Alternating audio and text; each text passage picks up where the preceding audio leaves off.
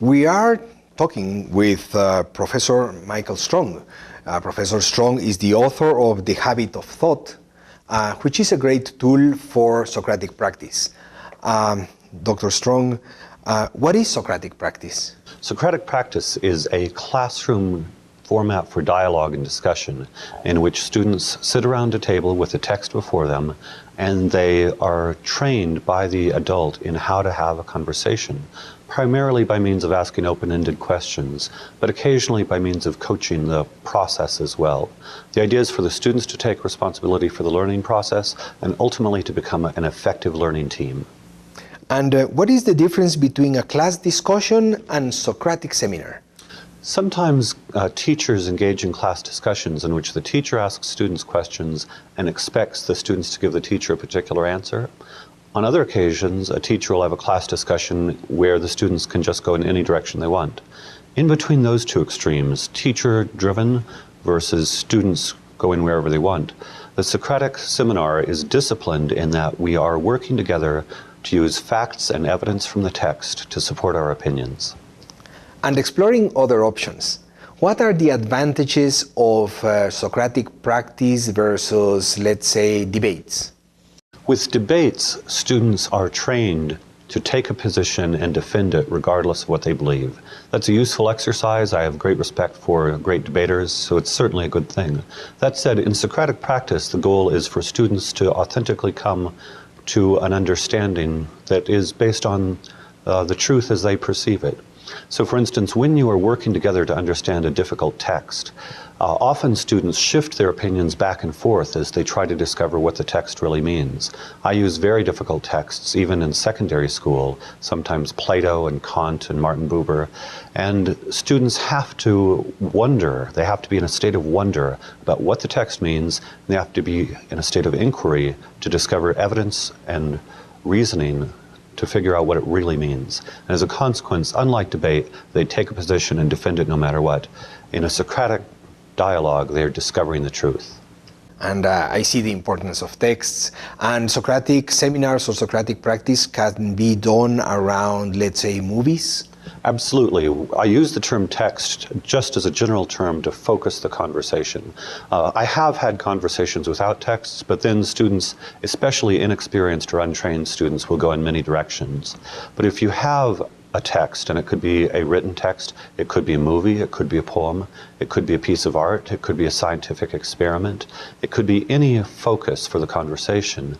But then our job is to understand that piece of art or that movie or that piece of music and work together basing our opinions on the evidence of what that text is saying, whatever the text is. Uh-huh. In The Habit of Thought, you mentioned a culture of inquiry. What is a culture of inquiry? Culture of inquiry is where students come to class wondering, wanting to know, wanting to learn, wanting to discover the truth. Inquiry drives scientific research. Inquiry drives learning in all academic fields. When students come to school expecting the teacher to tell them what the truth is, they are not typically inquiring. But when students come to class with their own questions and they're trying to discover something that is important to them personally, then I describe that as individual inquiry. When all the students are united in this personal search for meaning and truth, that's a culture of inquiry because they support each other in their personal inquiries. And through this process as a student, what skills do you get from Socratic practice? That's a great question. At the highest level, one develops the skill to learn to search for, I would say, the true, the good, and the beautiful. I mean, I'm very Platonic in that sense, where I love the search for the true, the good, and the beautiful, and I want young people to participate in that search. More concretely, one of the reasons we use written texts most of the time is that by means of close, careful analysis of written texts, they learn to read at a far higher level.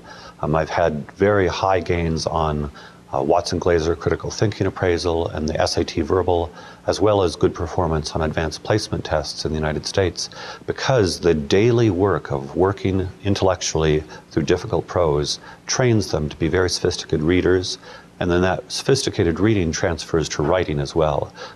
We train students to write as a consequence of the reading and reasoning they're doing. So on the one hand, they learn to become great inquirers after the true, the good, and the beautiful, and on the other hand, they learn critical reading, critical thinking, reasoning, and writing structured analytical essays. And what is the role of the student in a Socratic seminar? The student's role is to take responsibility for his or her own learning. And that's the very first thing. Before we really get started in a dialogue, I insist that the students take responsibility for creating meaning for themselves. Beyond that, the student's responsible for actually understanding the text.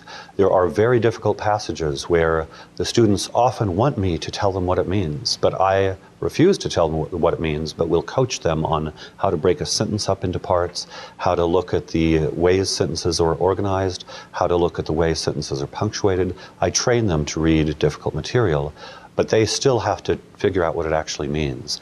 And then beyond the responsibility for their own learning and the critical reading, they're also responsible for supporting each other as co-learners. Sometimes in the early stages, students are not very good at that, and they will undermine each other's learning. And I train them to be, as I say, a learning team in which each student helps other students come to a better understanding so that as a whole they can work together to understand texts that no individual student could have understood on his or her own. And how do they react to the fact that they have to be responsible for their own learning? Well, it really varies. There are some students that absolutely love it. There are some students where I do this for the first time and they feel like they've been liberated from prison. They hate traditional school, and this is the most wonderful experience they've ever had. And that happens sometimes.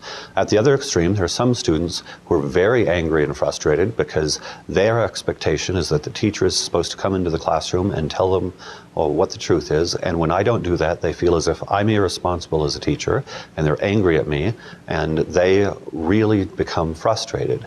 And we work through that frustration, and I coach them and explain to them that this is a way to develop crucial skills that are important in academic work, throughout their academic career, and even more so important in life. Because people who are articulate speakers, who are capable writers, who know how to think for themselves, will be far more successful in any professional career. And as a tutor, what skills do you get from Socratic? Well, I really love leading these discussions because it keeps me very alert. When you are leading a discussion, sometimes it initially just sounds like babble out there when students are popping up with their opinions and you're trying to make sense of all of this. But gradually one develops the ability to identify this logical proposition here and that logical proposition there, how that relates to the text, and one develops the ability to weave ideas together.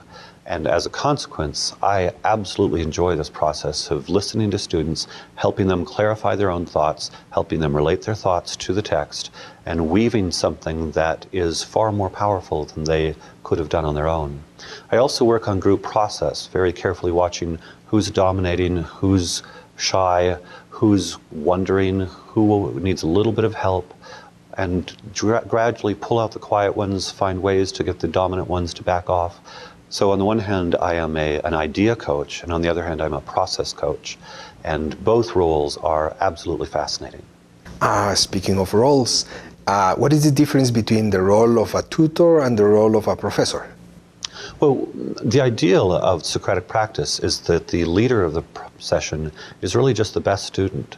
And so I'm modeling the kinds of behaviors in terms of weaving ideas together and weaving and coaching process that I want the students to take on. So unlike a traditional classroom where the teacher is in front with the knowledge, transmitting it to students who are to accept the knowledge, with Socratic practice, we are a learning team. I'm an expert learner. As expert learner, I'm modeling how to learn. I often will talk through how I'm thinking through and understanding text myself. And gradually, some students see what I'm doing and start to model the same behaviors, with the ideal being the students are completely capable of pursuing the process on their own, and I gradually fade from the scene.